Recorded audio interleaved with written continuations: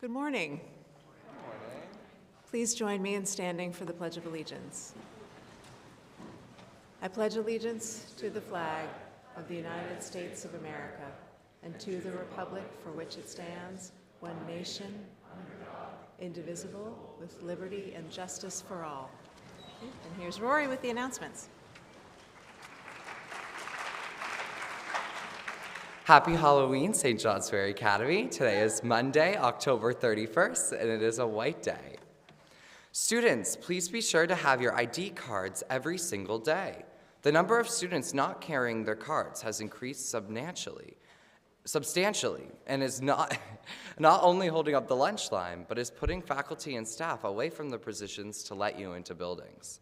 If you are in need of a new card or your card is not working, please see Ms. Lang in the Student Life office today. Seniors, please be sure to vote on your choice for the DAR nominee. Voting closes today at 3 p.m. The following colleges have a visit today: Salem State University and Ithaca College. The following college has a visit tomorrow: Merrimack College. Please see Naviance for all details. The Intro to Baking classes will have a bake sale Tuesday after school in front of the library. Maple glazed donuts will be one of the items for sale. Attention all new, returning, or curious Nordic racers. There will be an informational meeting today in Ranger 117 to discuss equipment needs, practice schedules, and plans for the 2022-2023 Nordic season. If you cannot attend, please reach out to Coach Jolliffe via email or stop by Ranger 117. Think snow. All 2023 India trip participants, there'll be a meeting on Wednesday at 3:30 in the Tinker House. If you are unable to attend, please see Miss Gary in the nurse's office. Attention SJA students, the Dean team has hidden many Halloween trinkets in the hallways of Severance, Colby, Ranger, Newell, and Streeter. As you walk to class, keep your eyes peeled for Halloween pencils, eyeballs, bats, and other spooky trinkets. When you find one, collect it, and then visit your nearest dean's office to trade your trinket for a treat. Happy hunting. That's all, and have a great day.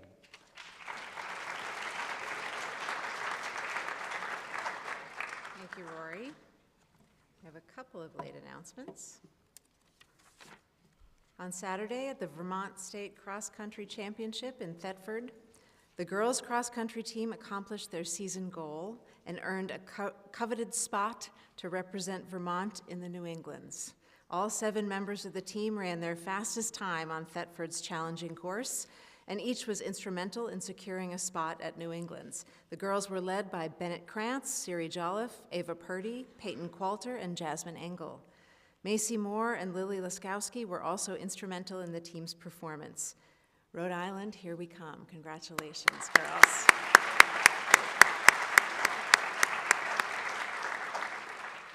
And congratulations to the boys cross-country team for bringing home the Vermont State Championship on Saturday. We will hear more from them tomorrow, but congratulations, guys.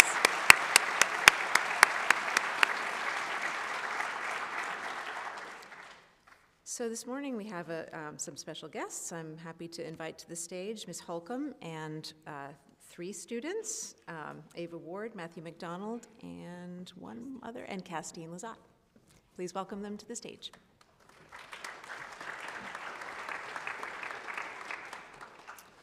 Good morning. We're on the stage this morning speaking about dyslexia awareness. October was Dyslexia Awareness Month, and here we are on the last day letting you know about it. You can learn more from a bulletin board that we have set up in Streeter Hall.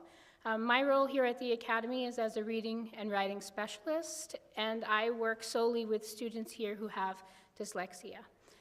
Dyslexia became a passion of mine about 10 years ago. That's halfway through my teaching career because there were students in my classroom who were very intelligent, yet I couldn't seem to reach them when it came to reading and writing, so I sought to learn more about that and how to help them and help them recognize their gifts. Dyslexia is a neurobiological learning disability, which means you're born with it, And it's actually due with the wiring of your brain, and the wiring of the brain isn't wired for sound, which is how our language is spoken, all through sounds. So for dyslexic people, it makes reading, writing, a challenge for them. They often have all of the ideas they need to write wonderfully, but it's difficult to get them out on paper. It's challenging to spell correctly. And speaking from my own experience, my father is severely dyslexic, in that so he actually dropped out of high school because there wasn't anyone who could reach him and he felt stupid. To this day, my dad will tell you that he is just a dub, yet he runs his own business and is very successful, as is his brother, who's severely dyslexic. They also runs their own business. So what we want you to know today is, while we may have dyslexia, we might need longer to think. It could be embarrassing for us to read aloud to you in class. We might need an extension on our papers because it takes us longer to write. We are very intelligent. In fact, people with dyslexia are known to be of the most intelligent. And 1 in 5 people have dyslexia. 1 in 20 of those people is likely identified, and only 1 in 10 receive the supports they need to overcome their dyslexia.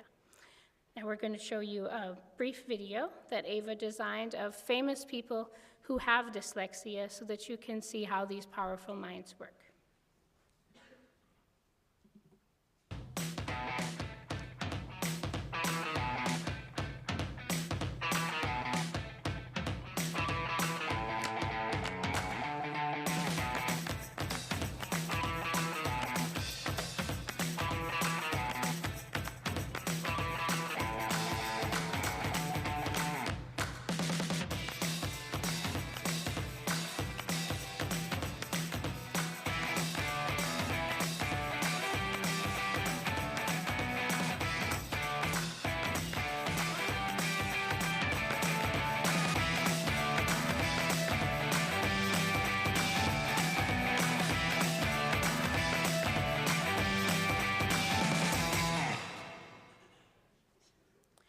If you feel you could use some support with reading or writing, feel free to visit the Orton-Gillingham Reading and Writing Lab that's available to all students here on campus in Streeter Hall, room 256, every day after school.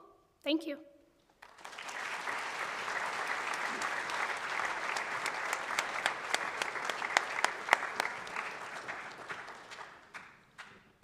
Thank you so much. It's quite a number of people who have dyslexia. It's very surprising. Happy Halloween, everybody. I'd like to start this week by harking back to something that your classmate from Ukraine, Sashka Tsiva, expressed to you in her talk that we heard at the end of last week. So she shared the story of her family's recent experience with the war in Ukraine and becoming refugees. And then she asked us to consider how fortunate we are to feel certain about so many things, especially those things that are central to our sense of safety in the world. That your loved ones are not in immediate danger, most likely not currently in a war where civilians are being regularly attacked. What a powerful reminder this was of who we are and who is here and what they're potentially enduring. We heard from Mr. Weiss a couple of weeks back about his experience of Jewish identity and anti-Semitism. Earlier in the term, we heard from Mr. Mackenzie about the many aspects of his Britishness, and then we heard about his identity as a composer and his music that makes him that. We heard from Ms. Morans about her first day of school at the Quaker school, nervous with her lunchbox. Mr. Lenzini shared his experience of shining his shoes and how that practice helps him to prepare for the more complex tasks in life. And just now you've heard from Ms. Holcomb, whose experience with dyslexia informs her life and students whose experience informed their lives in ways that they want to help us understand. What is it that the most interesting and moving talks here in chapel have in common? What do we pretty much always want to hear when someone steps to this podium? Much as I love it, it is not poetry. It's not housekeeping, for sure, or attempts to inspire you with abstract ideas about kindness. What we want to hear are stories. We're wired to want to hear stories. We want to hear one another's stories, even if we're not that conscious of it. Whenever anyone steps up to this podium, we're hoping that they tell us a story about something that matters to them.